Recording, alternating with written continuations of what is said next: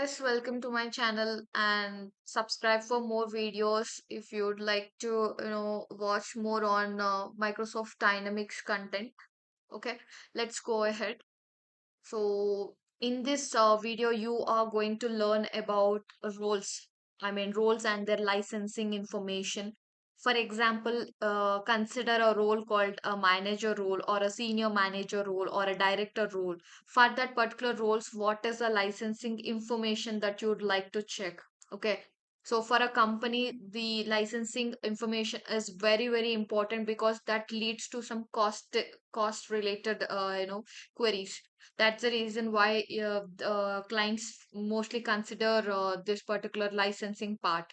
Okay, so now where you can able to check that particular licensing part in Visual Studio. Okay, that I'm going to show you the path. So yeah, let's go ahead. For that, you need to navigate to the extensions menu. Just click on the extensions menu and you will be finding this three options: Dynamics 365, manage extensions and customize menu. You need to navigate to the Dynamics 365, and if you just come here, you'll be able to see these options and you can just select the add-ins. Under these add-ins, you'll be able to find these many options. So there is a last but one, we have this option like view related objects and license for all roles.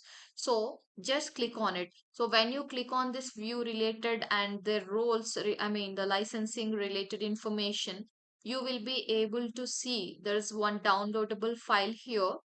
Okay, so this is the Excel file where we get the information. With this, I have already downloaded. So yeah, this is the second time. Maybe that's the reason why it's showing book two. It's okay. See here, let's say the role is the system workload admin. Okay, and for that, the name of the role is this one. And if you can just move to the right side, you'll be able to find the see licensing. This is a universal license. Let's say uh enterprise. So enterprise license is for the 42nd line, right? So if I can just move to the left, HCM recruiter is a role, and for that particular role there is a license called as a license named enterprise license. So you will have a different types of license. See here, enterprise license, universal license, activity license. Okay, if you just come down, you'll be able to see all the licensing types. So this basically decides the costing of the, let's say if you have only activity license, the cost will be less. The cost for the users, because let's say there is a company and the company is using a company contains 100 people and 50 people is having the license called activity license. So the costing of that particular using of the system when they use that is very less.